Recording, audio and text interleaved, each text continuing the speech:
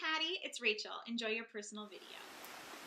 This book that I want to show you is the Usborne Children's Encyclopedia, and this is such a great book for your child. It has internet links and QR links, and I'm going to show you what that means in just a second.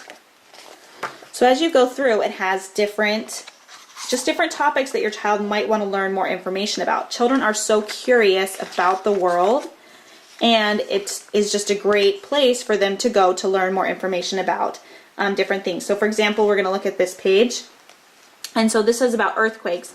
So as you can see, the text here, it's in small chunks of information, and there's lots of pictures, and the small chunks of information just make it so it's not overwhelming at all to your reader.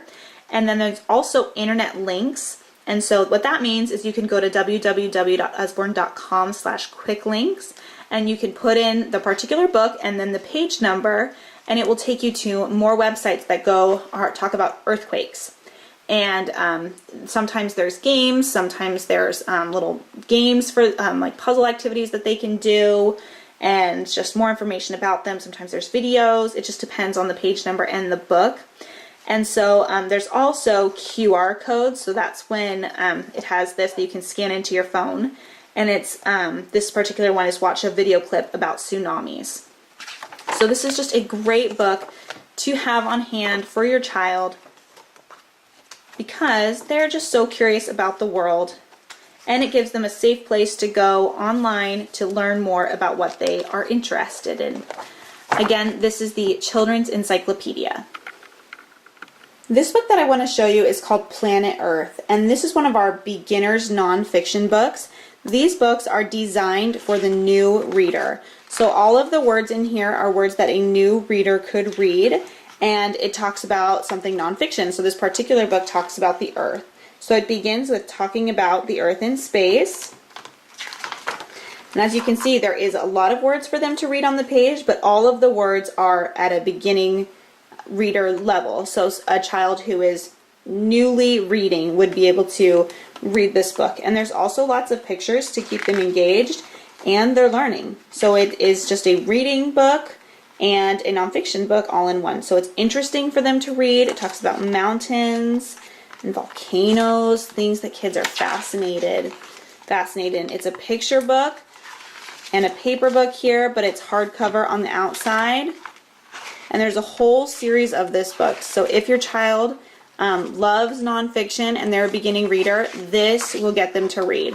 It is an awesome, awesome book. And then at the end, I love this part for the new reader, is it talks about the glossary, and it has words that might be a little bit harder for them and words they might not have heard before, and it has the definition. So if I was to read this book with my child, I would read this book together with them first, go through the book, talk about what the words mean, and then let them read it on their own. And then at the end, it also has, it's internet linked, so you can just go to www.usbornequicklinks.com and then type in Beginners Planet Earth, and they can find more activities to do that will help teach them some more about Planet Earth. So again, this is part of our Beginners Nonfiction series, and this particular book is Planet Earth. This book I want to show you is The Story of Inventions, and it is a fabulous book. Let me show you the inside. So it's divided up based on the type of invention. So we've got land and transportation, air travel, food, writing, clothing, crazy ideas, and it has all about how an invention is made, and then it goes through specific inventions that have been created. Here's one that I appreciate. A vacuum cleaner. Did you know that you used to have to use a hand crank to operate a vacuum cleaner? I'm very glad I didn't live in those days. This page is about inventing the wheel, and it talks about what a wheel-free world was like, and then this graphic easily shows how progress was made in the invention of the wheel. This is a book that any child who loves to tinker with things, who is fascinated into the why of things, they will love this book. Here's one that I also appreciate, doing dishes. Here's the dilemma. We had a dirty dish dilemma. So let's set to work. What did they do? Oh, look, here they invented a new dishwasher, and now there's a new way to wash dishes, and KitchenAid came up with the first dishwasher, and Aren't we glad that they did today? So it's just the story of these inventions and why they were invented and who invented them. Fascinating book. The information is in really good chunks of information. The illustrations are very well thought out so that they explain what's being taught on the page. Great, fantastic book, The Story of Inventions. This book that I want to show you is one of our Hey Jack books, and this particular one is The Winning Goal. And I love this book as a new chapter book series for those children who are just starting to enter the world of chapter books. They've learned how to read and they're ready to delve into something a little bit harder, but not too hard. You want to keep their confidence up. So in the Hey Jack books, it is about a boy named Jack, and as you can see, the words here are nice and big, and about every other page there's an illustration for them so they won't miss those pictures too much. It's not overwhelming at all for them. It's a nice transition into chapter books. And the other thing I really like about the Hey Jack books, as well as his friend Billy B in the Billy B Brown books, they actually go through lessons that your child might need to learn, or skills, problems that might arise that they can conquer, and Jack goes through with them and they can see what Jack does. So this is an excellent series for your beginning chapter book reader. This book I want to show you is the Usborne Lift the Flap art book. And believe me, when they say lots of flaps, they mean lots of flaps. This book is gorgeous. It's divided into a few sections: exploring art, making art, colorful ideas, moving images, bright lights, hidden meanings, art detectives, and arty words. Now, on this page, there are so many flaps, and once the children get engaged in playing with this and lifting up those flaps, they just keep finding more and more and more flaps. They build these flaps inside famous paintings to tell the children information about the paintings. For example, here is a painting that's Irises by Van Gogh, and they lift the flap and they see how an oil painting is made, how the canvas is stretched, it's primed, how they sketch out the design, and then finally how oil paint is applied. This book has so many flaps. I don't think you can even realize how many flaps it has until you actually get it. It's so cool. Let me show you one of the ones that I think is just really cool. This is the moving images page. And here you can look at the picture and you can turn the wheel right here to see how the image spins.